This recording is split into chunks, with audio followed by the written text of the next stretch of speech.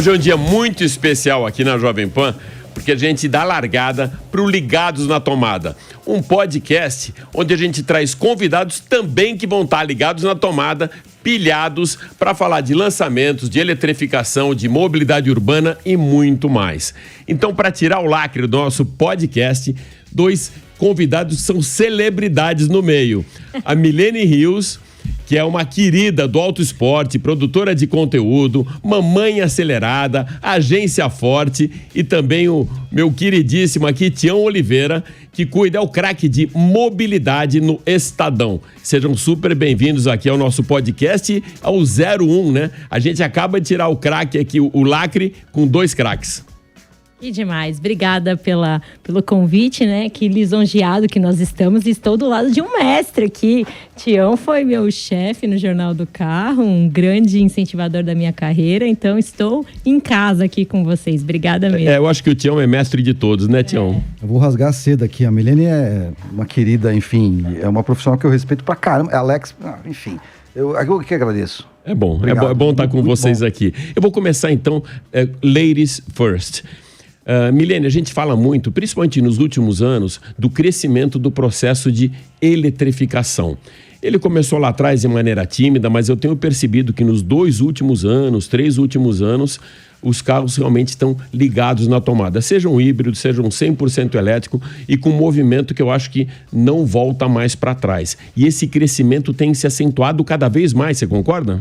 Concordo, Alex, e muito mais forçado por uma questão global, né? Você veja aí, as marcas premium praticamente não tem mais carros a combustão. Por quê? Porque a matriz decidiu que eles só vão produzir carros eletrificados, esses carros são importados, então a gente, queira ou não, para as marcas continuarem ativas aqui no nosso país, elas precisaram incentivar esse processo, né? Algumas se anteciparam, acho que a Volvo foi muito feliz nisso, né? Porque foi uma das precursoras, ela já enxergou lá na frente que ela só teria modelos híbridos e elétricos, ela precisava trabalhar, né, outros mercados para isso, e a gente tem outros exemplos felizes também, como a Toyota, enfim, que trouxe, né, os veículos híbridos para cá já há bastante tempo. Então, eu acho que, na verdade, foi forçado para elas esse ambiente, né? E elas precisaram preparar o nosso país também, e ainda estão preparando, eu acho, porque é um processo que a gente está em andamento, apesar de a gente ter mais ofertas, não significa que a gente tem uma grande aceitação, né? Eles ainda representam 1% das vendas aqui no Brasil, então ainda para o mercado que se espera, ainda tem muito que trabalhar. Mas, de fato, a gente não tem como fugir disso, não tem como negar, não tem como dizer não, nós não teremos, não, eu não terei, né? Porque, de fato, algum momento pode ser que a gente tenha mais opções eletrificadas no Brasil do que a combustão, mesmo com os nossos carros flex aí, que eu acho que é um baita de uma sacada. Acho que a gente deveria, de fato, investir mais nessa tecnologia que é nossa, para a gente, ao invés de ficar ali correndo atrás do rabo da eletrificação, a gente ser pioneiro nessa história de soluções limpas, né? Enfim, mas isso é uma outra questão que a gente pode entrar mais a fundo daqui a pouco. Mas acho mais ou menos que isso está acontecendo, né, Tião? Você tem essa opinião também? Sem dúvida, mas eu acho que é importante deixar claro aqui também, você citou um aspecto muito importante que é eletrificação. Não quer dizer necessariamente que a gente esteja falando só de carros elétricos, né? A eletrificação ela é muito mais ampla, então eu não sei se todo mundo que está nos ouvindo, nos assistindo, sabe do que a gente está falando. A eletrificação é o seguinte, você tem desde o carro híbrido leve, que é um carro que, enfim, o motor elétrico não move o carro, né? Quer dizer, ele tem ali um motor elétrico que ajuda a reduzir consumo, ajuda a reduzir o nível de emissões e tal, e você tem um carro 100% elétrico. No meio desse caminho, você tem os híbridos, né? O híbrido, ele pode ser um híbrido convencional, que você não faz nada e tal. Tem um híbrido plug-in, que é o híbrido que você conecta ele na tomada para ele recarregar, enfim, autonomia estendida. Você tem um outro tipo de híbrido que você tem um motor a combustão que serve como gerador de eletricidade que vai gerar a energia para o motor elétrico, enfim, tem um monte de coisa nesse caminho. Agora é importante dizer que a eletrificação, ela é o fim, né? Em algum momento todo mundo vai chegar lá, e aí vocês me dão aqui, muito obrigado pela oportunidade de falar uma palavra que eu adoro, que é inexorável. Então, assim, isso é inexorável. Em algum momento todo mundo vai ter um carro eletrificado, elétrico, enfim, no final todo mundo, quem estiver vivo até lá, vai ter um carro elétrico na garagem, enfim. Agora o processo, né, a velocidade com que isso vai acontecer, que varia muito, vai variar muito de um país para outro, né? Então a gente tem alguns países aí, por exemplo, na Ásia, Japão, a própria China, enfim, existe um incentivo muito, muito grande dos governos, inclusive, né? Quer dizer, porque o governo, tudo é muito lindo, maravilhoso e tal, a eletrificação, desde que alguém subsidia esse troço, né? Porque o veículo eletrificado ele é mais caro do que o veículo com motor a combustão. Então, quando a gente compara, por exemplo, um carro elétrico com o mesmo modelo, se a gente puder comparar, por exemplo, tem montadora no Brasil que você tem um carro elétrico e você tem aquela mesma versão com motor a combustão. Quando você compara um com o outro... O Kwid. Exatamente. Eu acho que a melhor referência que a gente tem no mercado é o Kwid, né? Perfeito, da 70 mil, 140, 150, só que ele não tem aquele pacote de tecnologia tão forte como a gente esperava, até quando os chineses já começaram a aportar por aqui, né? Porém, tem a questão do preço, né? Quer dizer, tudo pega na questão do preço, né? Então, legal, lindo, maravilhoso. Califórnia tem carro elétrico pra caramba e tal, mas tem por quê? Porque o governo subsidia. Quer dizer, quando você bota isso na conta do cidadão, o cara vai fazer conta ali, vai falar, pô, mas peraí, não, legal, esse carro elétrico aqui, tá bom, eu não vou, ele custa pra reabastecer ou pra recarregar a bateria, né? Pra usar o mesmo que eu uso de combustível, etanol, por exemplo, eu vou precisar, em 4, 5 anos eu recupero o investimento, mas enfim, quer dizer, isso faz sentido, né? Então, a gente tem duas questões aí que são importantes. Uma questão principal, que é o preço, que isso afeta, que é a parte mais sensível do ser humano, que é o bolso, né? E a segunda questão é de pontos de recarga. Então, também, tudo funciona lindo e maravilhoso, de forma linda e maravilhosa, quando você tem ponto de recarga, no caso dos elétricos puros, por exemplo, né?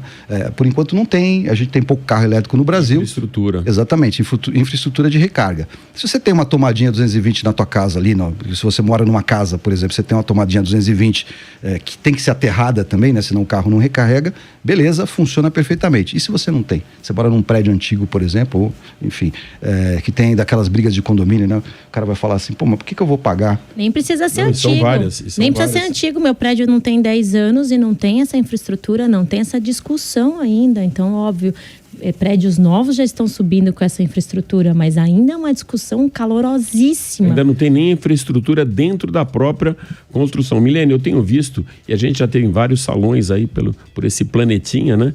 Um discurso que, para mim, ele consegue me pegar no que a gente vê lá fora, mas não aqui no Brasil. Discurso das montadoras, quando a gente fala de emissão zero, de CO2, de silêncio, de meio ambiente, mas como o próprio Tião falou, com subsídios do governo. Eu vejo no Brasil isso muito como um discurso bonito, mas na hora de investir na infraestrutura, de ter algum subsídio melhor para possibilitar essa chegada do carro elétrico de verdade na casa do cidadão e não só no alto poder aquisitivo, ela muito, muito capenga. Escandinávia, por exemplo, já tem prazo para emissão zero. Eu não lembro se é 2030 ou 2035, a mesma coisa na Grã-Bretanha, a mesma coisa em outros países e até no Oriente.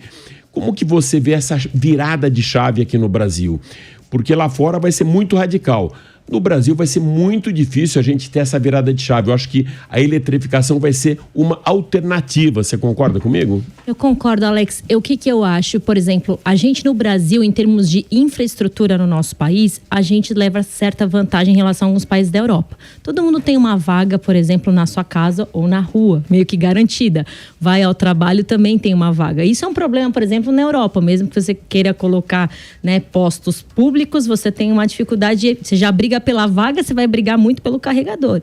É importante falar isso, porque eu estive na Califórnia, nesse oba-oba todo, e naqueles malls lá, é uma briga já pelos carregadores que estão lá, que são carregadores rápidos e ultra rápidos, que é o que realmente funciona, que tem outra questão aqui. E Califórnia como exemplo norte-americano de mobilidade, né? E eu vi briga, presenciei briga, filas quilométricas, você tem que esperar pelo menos 40 minutos ali para um sair, para você entrar. E isso tendo, assim, uma fileira infinita de pontos para você recarregar. Então, tem um problema, inclusive lá fora, né? Então, a gente tem que entender que exatamente o nosso gargalo aqui não é só nosso. Tem um oba-oba, tem uma euforia. E aqui no Brasil, o que eu vejo?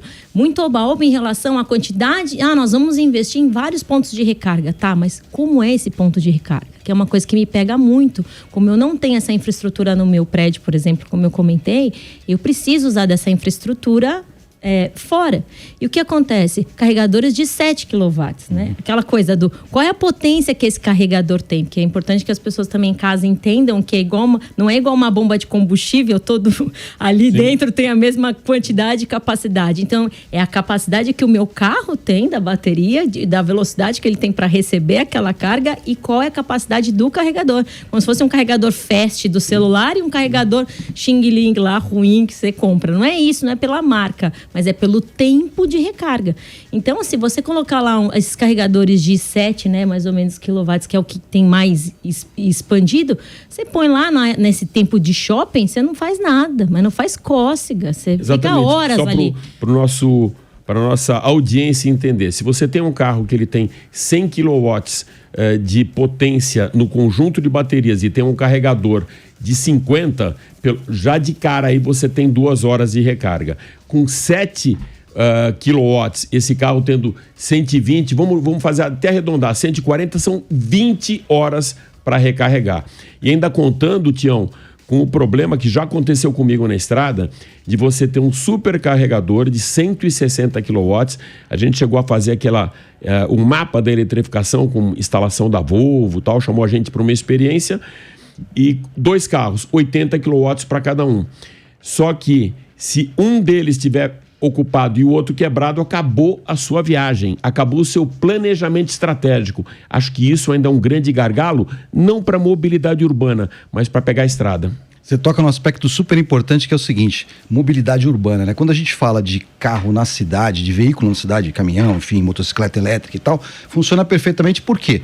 Porque também tem uns sistemas de regeneração de energia, isso é super importante, né? O carro, o veículo elétrico puro, por exemplo, ou talvez até o híbrido em alguns aspectos, ele é mais eficiente no uso urbano do que na estrada. Por quê? Porque no uso urbano você passa muito tempo desacelerando também, né? Quer dizer, você não acelera só. Toda vez que você pisa no acelerador ou que você vira um manete ali da motocicleta, por exemplo, elétrica, você está consumindo energia, portanto, está reduzindo a capacidade da sua bateria. Quer dizer, você tem lá uma reserva X, isso vai diminuindo. Quando você freia, toda vez que você freia ou que você deixa de acelerar e o veículo continua na inércia, por exemplo, uma descida, você está com um carro elétrico, uma descida e tal, você tira o pé do acelerador, ele continua rodando. Portanto, esse movimento, né, do giro da roda, isso gera eletricidade. A força motriz regenera exatamente a capacidade da bateria. Que vai lá vai recarregando a bateria. Isso é muito interessante. Já aconteceu comigo, por exemplo, até você falou de Volvo, eu tive uma situação interessante com o Volvo, com um carro 100% elétrico, que é assim, eu tenho uma casa aqui perto de São Paulo, para quem conhece aqui Atibaia, tal, naquela região, pertinho aqui, 1 hora de São Paulo, mais ou menos, de estrada, e eu, voltando de lá, eu peguei uma serra de Nazaré Paulista, que é uma cidadezinha próxima ali. E eu entrei na serra com mais ou menos 70 km de autonomia no carro, e quando eu saí da serra eu estava com 90 km de autonomia. Quer dizer, eu rodei um tanto lá e tal, e a capacidade, né, a autonomia do meu carro aumentou, porque eu fiquei muito tempo na descida, enfim, sem acelerar e tal, no fluxo de trânsito, e portanto, isso é positivo. Eu já sofri o contrário, posso contar? Deu pane seca em carro elétrico. Vocês acreditam? Marcos Camargo também teve esse problema na estrada. Eu vivi isso, então eu saí com o Nissan Leaf de São Paulo para uma gravação do Autosport, a estrada era 150 quilômetros, eu tinha 250 acusando no painel. Era algo assim. Perfeito, né? Daria e sobraria. Mas a gente, assim, rodou 100 quilômetros e praticamente não tinha mais a carga. Eu comecei a entrar em pânico. Não, tenho que fazer. Aí eu fui pedir uma plataforma para levar teu carro. Porque aí eu tive que começar a ir nos postos e pedir uma tomada 220. E o dono do posto, uma hora me perguntou, quanto é que isso vai me custar? Bravo também, porque me empresta a sua energia.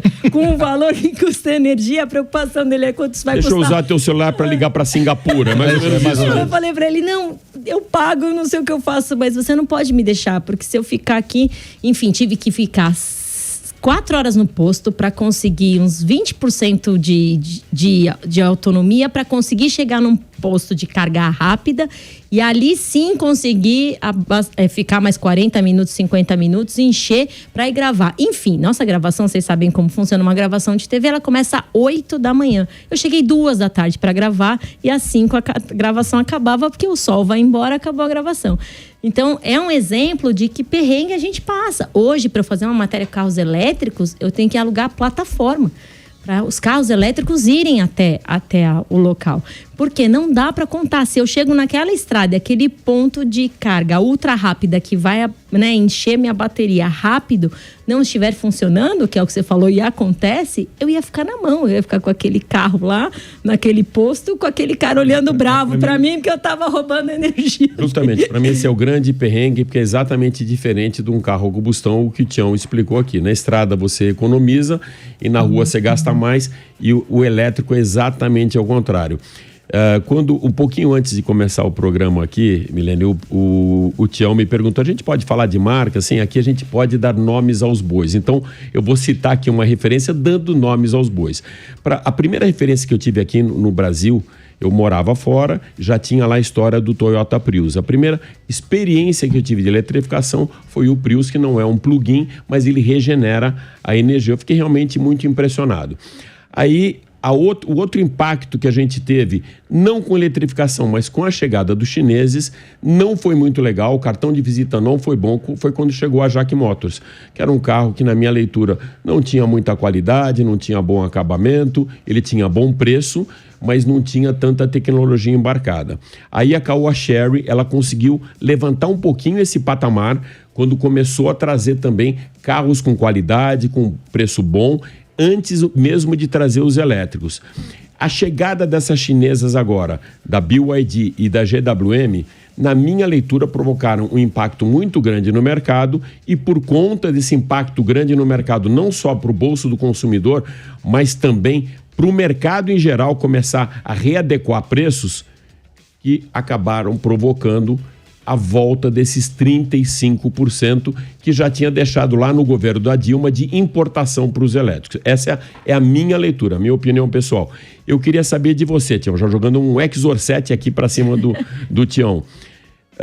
É proteção de mercado? Você acha justo? Você acha que poderia ter sido melhor adequada essa volta do imposto? Sem dúvida que é proteção de mercado, né? Quer dizer, a gente tem aí um marco, né? Eu classifico como um divisor de águas no mercado, que foi a chegada dos carros da BYD. A BYD, que é uma marca que acabou de fechar acordo lá com o estado da Bahia para assumir a fábrica antiga, a fábrica que era da Ford, lá na região de Camaçari e tal, vão começar a produzir no Brasil, e por enquanto esses caras estão trazendo carros elétricos. A BYD não é uma marca nova, quer dizer, ela é para automóveis, ela é nova pra gente aqui, né? A maioria das pessoas não conhece. Mas a BYD já está no Brasil há mais de 10 anos, produzindo aqui, na verdade montando, né, ônibus elétricos e tal. Eu até cito aqui na área de mobilidade, por exemplo, eles têm um projeto super bacana lá em São José dos Campos, por exemplo. São José, que foi reconhecida como uma das cidades mais bacanas do ponto de vista de mobilidade urbana e tal. Eles têm um projeto super bacana lá em São José dos Campos de fornecimento de ônibus elétricos. Mas voltando à sua pergunta, então a BYD chegou, tal, começou com carros elétricos, chegaram com carros de R$500 mil, né, mãe? Você lembra disso? Mesmo. Aí, quer dizer, preço de Porsche, né? Aí você fala, pô, mas eu vou pagar BMW, nichado, né? Aí muito nichado e tal. Aí vieram com um carro chamado Dolphin. E aí o Dolphin é um carro de R$150 mil, que era o preço do Kwid que você citou agora há pouco, só que o Kwid é pequenininho, não tem muito recurso e tal, e aí o Dolphin já é um carro, enfim, mais interessante, tem vários recursos eletrônicos e tal, e o Dolphin, a chegada desse carro foi tão emblemática, tão impactante no mercado, que fez inclusive, quer dizer, os elétricos, os eletrificados, os preços começaram a baixar, e porque na época o carro de 150 mil era o Kwid. Era o carro mais barato elétrico do Brasil. Subcompacto e tal, enfim. Começaram a baixar os preços dos outros carros também. E isso impactou, inclusive, os preços dos carros com motor a combustão. Né? Quer dizer, teve uma mexida muito grande no mercado. E aí, evidentemente, você tem um lobby das montadoras ali e tal, papapá. Tem uma questão de reserva de mercado. Tem um aspecto que eu julgo importante também, que é o seguinte: você também não pode escancarar os portos, né? Porque senão você acaba com o emprego no Brasil, com uma indústria que já existe e tal. Enfim, acho que isso tem que ser feito de forma gradativa. O governo busca aí uma solução intermediária, né? A gente começa com o imposto de importação, você falou dos 35%. O imposto começa em mais ou menos 10%, 12% ali, dependendo do carro, em 2024, janeiro de 2024. 2026 a gente tem o teto, né, do imposto, que são 35% e tal.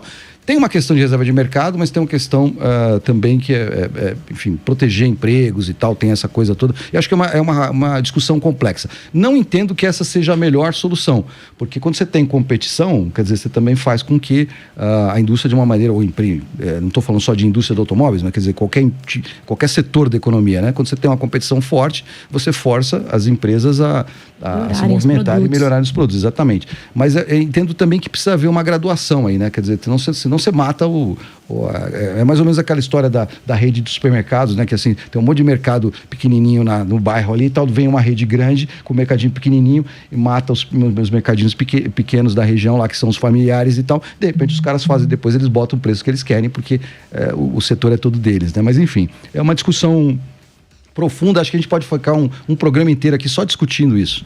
Milene, o que mais me preocupa nessa história é uma coisa que veio à tona nos últimos anos, principalmente por causa das intempéries políticas que a gente viveu nos últimos anos, como nunca tinha visto antes, que é a confiança país.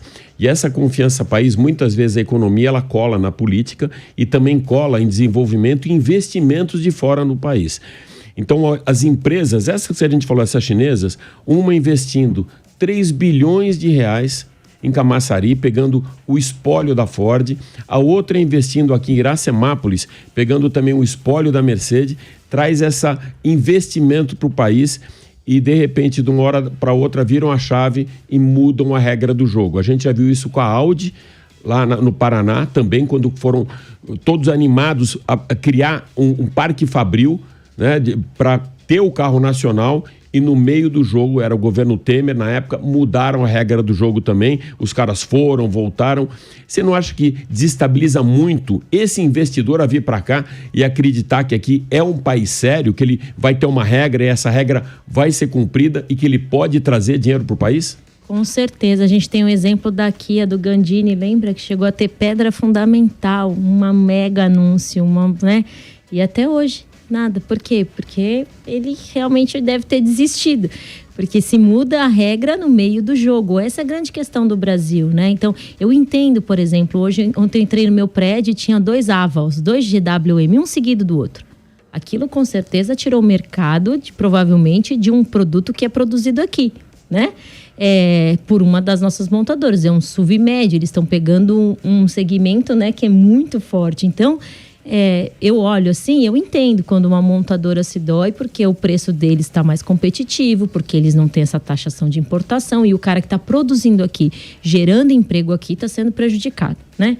Então, é claro pra gente que, óbvio, precisa existir um equilíbrio, foi o que o Tião falou, mas a regra muda bruscamente no meio do jogo, né? Não é uma coisa muito... E assim, aí eu comecei também a ver as empresas de eletrificação questionando essa coisa de também dar uma isenção para quem estiver desenvolvendo motores a combustão. Mas, cara, a gente tem um flex, não pode ser tão ferro e fogo. Isso é um ponto interessante. Você falou no começo, eu queria que você já cortasse para isso. Sim.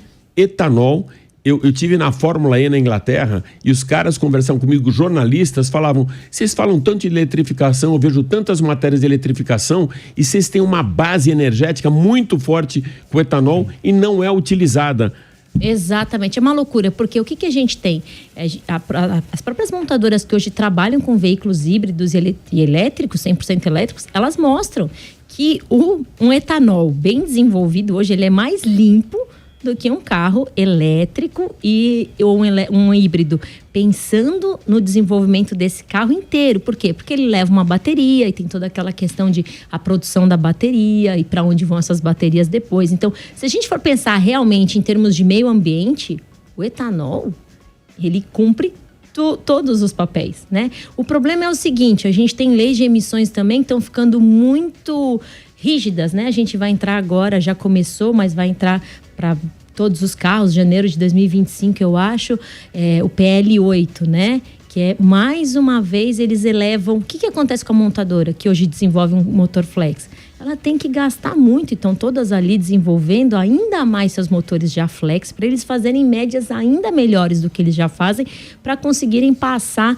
nesses rigorosos. O que acontece com o carro? Ele está ficando caro. E o que acontece com o brasileiro? Ele continua ficando com aquele carro dele que tem um motor que é mais poluente do que um motor flex moderno. Então, na verdade, a gente está olhando também para o flex numa coisa muito do tipo... A gente poderia, sim, também criar incentivos para que esses carros flex ultra econômicos, e a gente tem vários exemplos já no país, tivesse também um aporte do governo para quem ainda quer rodar com carro a combustão, que tivesse a condição de ter um carro flex com bom desempenho e que conseguisse pagar. Porque hoje um HB20, um Onix, um Polo é 100 pau, 130 mil reais. O carro... e a gente que seria o nosso segundo degrau. Seria o nosso segundo, terceiro degrau, né? Então, e você já tem que começar a sua vida para ter um carro extremamente eficiente hoje. Começar num patamar muito alto. E quanto mais essa regra de emissão sobe, mais a indústria tem que desenvolver esses motores, mais caro esses carros vão ficar, obviamente, mais distante do consumidor. A nossa frota fica velha. O cara tem um motor a combustão ruim, velho, ultrapassado, que poderia, mas já tem tecnologia para isso, mas e o custo que ela ficou fora. Então, tem que pegar alguém, sentar e falar, peraí, vamos te explicar tudo, vamos jogar aqui na mesa e vamos começar a encaixar as coisas. Tem que ter isenção para o carro elétrico, tem que ter... É muito importante que a nossa base, a nossa indústria se desenvolva. Eu acho incrível, mas acho assustador também esse plano da GWM. Porque, de repente, a gente tem tudo, todos os países concessionários. Por que uma Toyota, que tem tantos anos no Brasil, não teve esse plano de expansão do dia para a noite? Porque é difícil criar essa mão de obra especializada na eletrificação. Muda tudo, muda até a roupa que eles usam. A roupa é diferente, a ferramenta é diferente, o processo é diferente. Você tem que pegar mesmo esses caras mais macacos velhos que a gente tem no mercado, tem que voltar pro zero. É todo mundo voltando pra pré-escola e aprendendo de novo. Imagina então o Zezinho da oficina mecânica que faz a gambiarra, aquele que ainda vai no ouvido. Que é de confiança, ainda que vai no ouvido. Esse cara, uma situação pior ainda. Tião, você que é o craque lá de mobilidade no Estadão, vamos falar um pouco de matriz energética, já que criamos esse norte. Fala-se muito de hidrogênio, de etanol, que até vou fazer um parênteses aqui. A gente fazia conta antigamente que era vantajoso você colocar etanol ao invés da gasolina se fosse uma conta perto de 30%.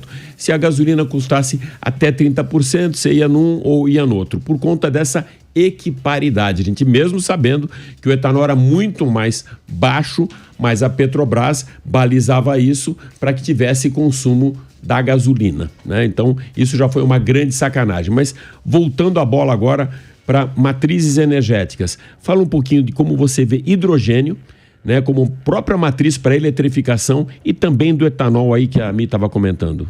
Voltando um pouquinho aí, falando sobre essa questão que a Milene colocou muito bem, o etanol, assim, eu sou defensor, eu não sou defensor da eletrificação nem do motor a combustão. E até fazendo um parênteses aí, é o seguinte, em algum momento o motor a combustão vai deixar de existir para veículos, justamente porque não vai mais compensar para a montadora desenvolver novas tecnologias para reduzir a emissão de poluente, porque assim, isso aí vai virar uma jabuticaba, quer dizer, isso não pode ser só para o Brasil. Mas eu sou defensor do seguinte, da descarbonização, até fazendo minhas as palavras do Bezalel Botelho, que é um craque, um feríssimo e tal, foi um cara que é foi presidente da Bosch aqui, foi o cara que desenvolveu o carro Flex, o Botelho desenvolveu a tecnologia Flex, lançou isso, o Brasil, a gente fala muito aqui, tem muita aquela coisa ainda de síndrome de vira-lata, né, mas o Brasil é um dos países no mundo, assim, com uma tecnologia de mobilidade mais desenvolvida. A gente tem um produto aqui que também é uma jabuticaba, porque o etanol aqui a gente tem aqui, tem na Índia, enfim, em grande quantidade, mas aqui é o seguinte,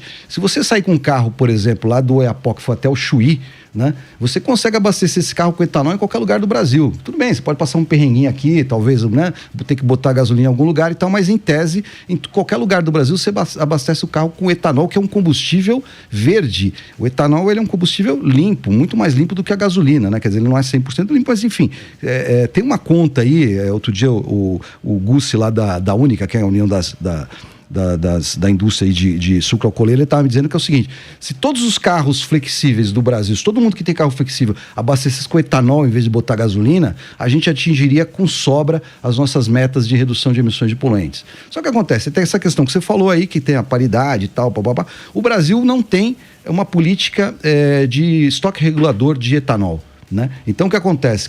Quebrou a safra de açúcar lá na Índia. Aí o mercado precisa de açúcar e tal, não sei o que, o preço do açúcar sobe no mercado internacional. O que o usineiro faz aqui? Deixa de produzir etanol porque ele vai produzir açúcar, porque ele vai ganhar mais dinheiro. Não está errado, faz parte do jogo. O que está errado é não haver uma regulação para você ter um estoque regulador de etanol no Brasil para fazer com que o preço seja interessante. Porque é aquela história que eu falei agora há pouco, tudo é questão de preço, não adianta. Tudo é lindo, maravilhoso no discurso. Só quando chega na hora de abastecer, o cara vai olhar e ele vai falar o seguinte: beleza, tá, o etanol custa, sei lá, aqui em São Paulo a gente tem um preço bom, né? Mas então o etanol aqui custa R$3,20, por exemplo, por litro, e a gasolina custa 5. Legal, você faz a conta, fala, pô, até interessante, só que é o seguinte, o etanol tem que parar mais vezes para abastecer. Eu vou encher o tanque de gasolina, né? Porque a minha autonomia aumenta. Tá ótimo. Então, acho que essa é uma questão importante. O etanol é um ouro para nós aqui, para o Brasil, e enfim, e esse é um case de sucesso no mundo inteiro. Voltando a falar, então, ou focando aí na questão de combustíveis verdes ou de outras alternativas. Nós somos um país abençoado por Deus e bonito por natureza, né? Então aqui a gente tem vento. E que só aqui tem jabuticaba. Sabe o que eu aprendi agora? Que só no Brasil tinha jabuticaba. Eu não sabia disso. Aqui a gente tem vento, a gente tem sol, né? E a gente tem água. Então nós geramos eletricidade com água, no sul, sobretudo, né? Sudeste e tal, enfim, mais notadamente no sul, que tem lá as grandes usinas hidrelétricas e tal. No litoral inteiro do Brasil, que é gigantesco, eu não vou saber, não lembro agora de cabeça a extensão, mas enfim, a gente tem vento pra caramba. E no Nordeste, a gente tem muito sol também, né? Vento e sol. Eu me lembro que uma vez um ex-presidente da Audi do Brasil, ele me falou o seguinte: olha, o pior dia de verão em Pernambuco é o melhor dia aliás, o pior dia de inverno em Pernambuco é o melhor dia de verão na Alemanha. Então a gente tem luz pra caramba, que tem muita incidência solar. Se você tem uma plaquinha de fotovoltaica na tua casa, umas placas lá e tal, que é um investimento também alto, enfim, mas quer dizer, em tese, se você tem um carro elétrico, você vai conseguir abastecer ou recarregar teu carro elétrico sem gastar um tostão, né? Com energia limpa, 100% verde. Voltando a falar, a mim estava falando agora lá da questão dos Estados Unidos e tal. Uma coisa que eu também não sabia. Outro dia eu tive num evento da Ford lá nos Estados Unidos e eu estava conversando com um engenheiro brasileiro e estava dizendo assim: aqui falta muita eletricidade. É uma coisa interessante, né? A gente não pensa, fala, pô, Estados Unidos é um país desenvolvido e tal. Tanto é que a Ford, a F-150 híbrida está vendendo muito lá pelo seguinte: você consegue usar o carro para abastecer a casa de eletricidade. Sim, os caras estão comprando carro híbrido para abastecer a casa. Para ser um gerador de energia. Então, assim, quando a gente fala de Europa, por exemplo, a Europa gera eletricidade muito de fonte ainda suja, né? Carvão e tal. Você tem lá, a Alemanha, por exemplo, você tem muita usina nuclear, que é um troço perigoso e tal. E aqui a gente tem uma energia limpa. Então tem essa questão também das fontes de energia, que além de tudo nós temos esse privilégio de ter geração de energia limpa, enfim, que pode abastecer a rede de veículos elétricos e tal. Falando sobre hidrogênio, hidrogênio verde, que é uma coisa também, você consegue gerar ele do hidrogênio a partir de fontes renováveis, que é biomassa. Inclusive do etanol. Exatamente. Tem um estudo super bacana que a Nissan está fez. Esse carro já existe, ele é funcional, ele pode ser utilizado. A Nissan já mostrou isso no Brasil, inclusive acho que na Olimpíada, né? Sim, e foi em parceria com a USP em Campinas. Desenvolvimento do carro. Enfim, eu não lembro se foi a USP, mas enfim, foi com uma universidade que é o seguinte: é um carro que é assim, você abastece ele com etanol, esse etanol gera eletricidade a partir de uma célula combustível. O que é a célula combustível? É um troço, a gente fala muito sobre eletrificação, fala, é uma coisa, não é inovadora. Há 100 anos atrás, Nova York, mais de 50% da frota de veículos de táxis de Nova York era elétrica, né? No Brasil, o Gurgel, né, o João Conrado Amaral Gurgel, tentou fazer carro elétrico aqui há mais de 30 anos atrás, 40 anos atrás. Apresentou, inclusive, o carro no Silvio Santos. Pois é. E aí, quando você fala de hidrogênio também, hidrogênio é um troço, uma tecnologia foi desenvolvida por inglês há mais de 100 anos. Né? A célula a hidrogênio, a célula a combustível. O que é isso? É uma caixinha para um automóvel um pouquinho maior do que uma caixa de sapato. O hidrogênio, ele entra ali, passa por uma transformação química, portanto não tem combustão, não tem emissão de poluentes, e aí lá na ponta de escape sai uma água tão pura que você pode beber, você pode botar um copo ali e pegar aquela e beber, porque ela é super pura. Eu tive na Coreia, uns anos atrás, e um cara da Hyundai estava dizendo, um engenheiro de desenvolvimento, estava dizendo o seguinte, que se em Seul houvesse uma frota com 100 mil carros a célula a hidrogênio e esses 100 mil carros trabalhassem ou rodassem 24 horas por dia, limpava o ar de Seul. Ficaria com ar completamente limpo, puro, durante 7 horas. Então precisamos trazer isso aqui para o Brasil. O meu diretor está fazendo todos os sinais ali do mundo, avisando que a gente tem 2 minutos. Então eu vou jogar agora para a Milene, para as considerações finais, qual o futuro da mobilidade? O que a gente pode esperar para os próximos anos? Que bomba, hein? Que bomba! Eu acho que, na verdade, a gente tem que olhar para todas essas alternativas, né? A gente estava falando do hidrogênio, mas hidrogênio também você vai poder agora retirar até do etanol. Graças a Deus a gente tem uma engenharia muito criativa. Não temos só, né, uma condição da própria natureza muito favorável, mas a gente tem também engenheiros muito bons aqui. Então tem gente já estudando extrair o hidrogênio do etanol. O que é isso? Eu vou lá no mesmo posto, uso toda a cadeia, a plantação de cana, a distribuição e tal. Só que lá no posto, lá na bomba, tem um processo químico que transforma o etanol, que já está lá no posto, em hidrogênio que já vai abastecer o teu carro no mesmo posto. Então assim, é incrível como a gente, inclusive isso aí foi exportado para a Alemanha e tal. Então é muito bacana todos esses movimentos. Ele estava comentando da Bosch, nós somos, né, o Brasil é tipo a sede global de desenvolvimento de biocombustíveis e combustíveis renováveis da Bosch no mundo todo, ou seja, a gente virou realmente referência. Então, para esses tipos de combustíveis, a gente tem que realmente encher o peito e falar, caramba, que animal que o Brasil é. Então, seja flex, seja o híbrido plug-in, seja o elétrico, seja não sei o quê. E em todas as formas, a gente vai ter muitos engenheiros, uma cadeia imensa trabalhando para que a gente tenha soluções incríveis. E essa criatividade do brasileiro, justamente, que é o jogo de cintura, que é o não ter tantas amarras, que é o poder ter uma matriz energética dessa, tirar da biomassa combustível, torna a gente uma referência, uma grande potência. Então, acho que, independentemente de qual... Eu acho que são vários caminhos que vão acabar sendo tomados, mas independentemente de qual dê mais certo, eu acho que tem uma possibilidade imensa de desenvolvimento dessa nova engenharia. Enfim, eu acho que a gente ainda vai dar aula aí para alguns países. Que legal, olha. Eu espero isso. Milene e meu querido Tião, então como a gente falou de matriz energética e potência, com a mesma matriz energética aqui do Ligados na Tomada e com muita potência, eu agradeço esses dois craques aqui, Milene Rios do Auto Esporte e também do Mamães Acelerada e Agência Forte. Super obrigado por estar com a gente aqui no número 1 do Ligados na Tomada. E a mesma coisa Tião do Estadão aí, que veio emprestar todo o conhecimento dele de mobilidade aqui para a Jovem Pan. Obrigado. Obrigado, um abraço. Obrigada, Valeu. Foi demais estar com vocês. Tchau.